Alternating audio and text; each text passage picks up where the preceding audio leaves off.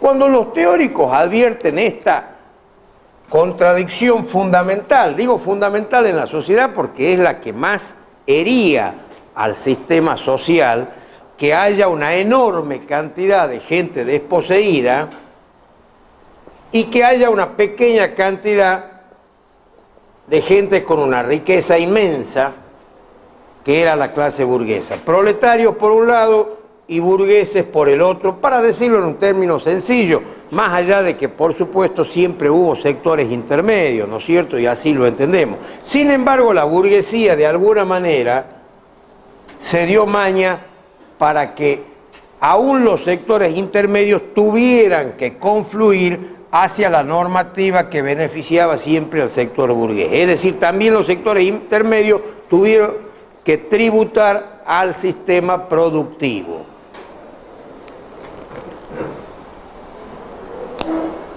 ¿Cuáles son las diferencias esenciales entre estos dos sectores? Los teóricos lo advierten rápidamente. El capitalista, el patrón, el burgués, es el propietario de los medios de producción.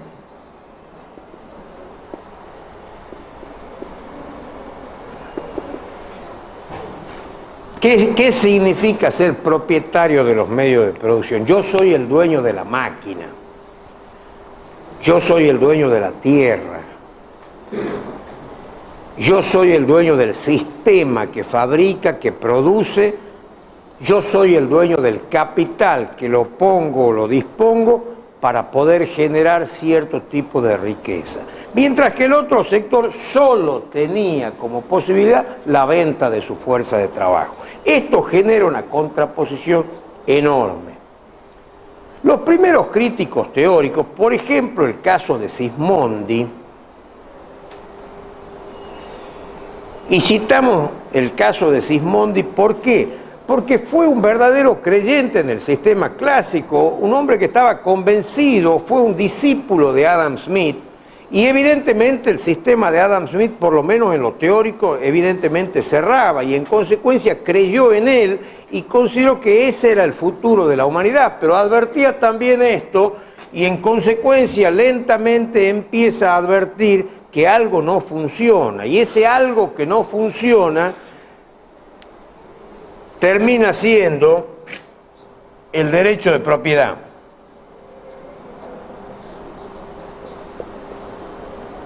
¿Qué hacía en la historia que algunos fueran propietarios y otros no?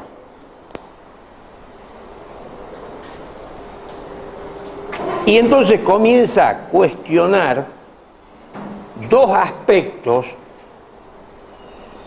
que el sistema económico liberal capitalista desarrollado por los clásicos de alguna forma había ido desplazando cada vez más lejos. La justicia y la equidad. La justicia porque la justicia estaba sostenida en una serie de presupuestos que no estaban de alguna manera avalados por la razón, sino que estaban avalados por la historia.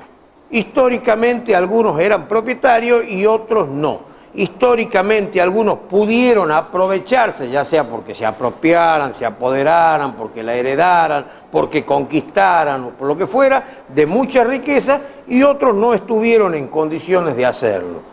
Es decir, la apropiación no tuvo un carácter eminentemente justo, sino tuvo un carácter, en última instancia, de índole aleatorio. El que manejaba el poder del sistema, llámese sistema feudal, un sistema esclavista, un sistema comunal o un sistema capitalista, en última instancia, se apropiaba de la propiedad y luego la ley venía por detrás del hecho a sostener ese derecho de propiedad. Hay un papel que dice que yo soy el dueño y en consecuencia nadie puede sustraer ese bien del ámbito de mi propio derecho. ¿Y por qué la equidad era otro de los aspectos sociales que había sido desplazado? Porque evidentemente cuando analizábamos los resultados del sistema económico, el sistema no era equitativo. El obrero a veces tenía la suerte de poder obtener un salario razonablemente bueno y en muchas otras ocasiones, la mayoría probablemente, no tenía esa suerte y escasamente lograba alimentarse a sí mismo y a su familia. Es decir, el sistema podía ser técnicamente descrito como un sistema cerrado y que al mismo tiempo se recomponía a sí mismo, pero en los hechos no era un sistema eminentemente ni justo ni equitativo. Y entonces comienza el cuestionamiento de hombres como Sismondi a este tema, a este sistema. Después tenemos Proudhon, por ejemplo. Proudhon fue más allá del tema, porque además de cuestionar la propiedad, tiene un libro maravilloso sobre el derecho de propiedad, que está en internet, está publicado íntegramente y es fácil de leer. Si ustedes quieren leerlo, búsquenlo. Es interesantísimo, ¿no? Cuestiona el derecho de propiedad, pero no se queda solamente con el cuestionamiento del derecho de propiedad, sino que Proudhon deriva de sus críticas a este sistema a cuestionar el gobierno, que es obviamente una forma de cuestionar el poder, por supuesto, porque el gobierno es un equivalente del poder, ¿sí? Al gobierno le ha sido conferida por la sociedad, supuestamente, la exclusividad de la coacción, del ejercicio del poder. Por supuesto, en nombre del propio pueblo y como representante del propio pueblo. Pero el ejercicio de ese poder terminaba protegiendo situaciones que, como decimos, no eran justas, no eran equitativas y estaban basadas en una diferencia, en una discriminación sobre la propiedad de los medios de producción. Proudhon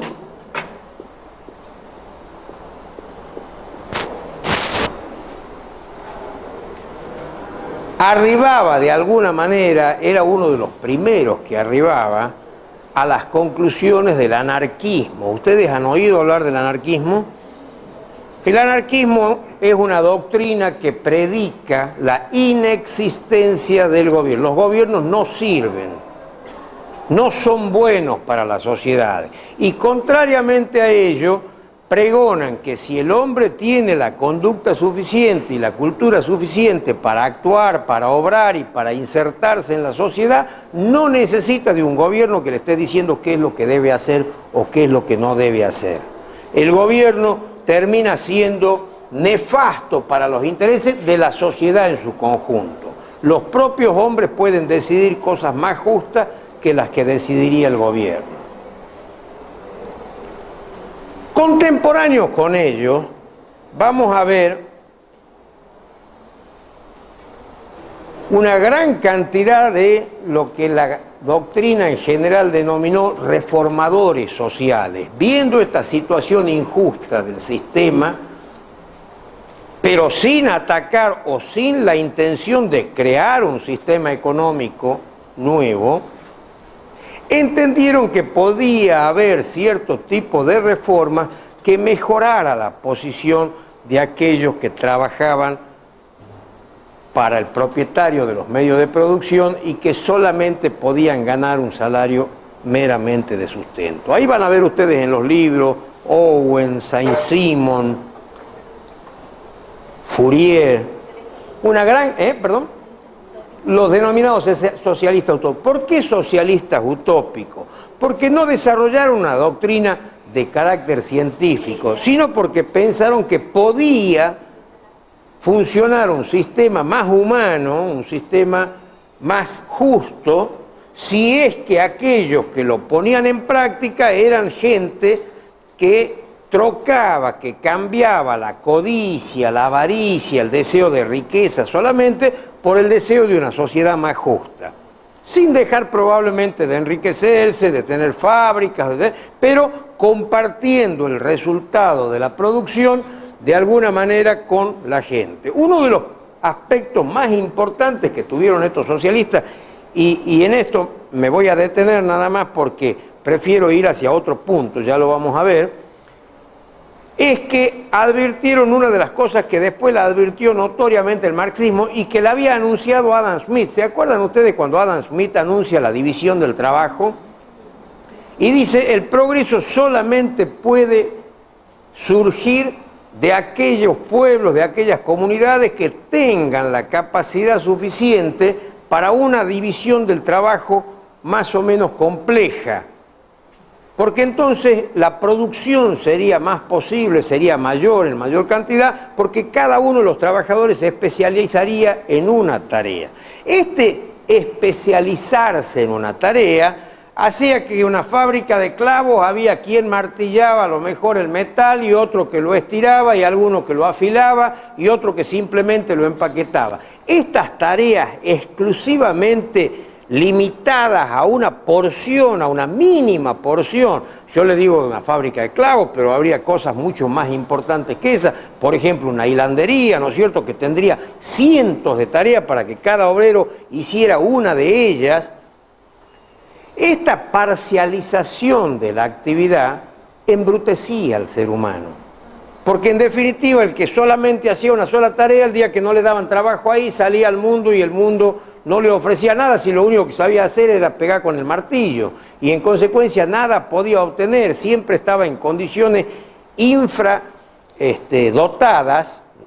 No me refiero a que eran infradotados, sino me refiero a infradotadas de la capacidad para hacer otra cosa, y entonces tenía que vender su fuerza de trabajo por lo que le dieran, porque no tenía ninguna capacidad para el desarrollo personal.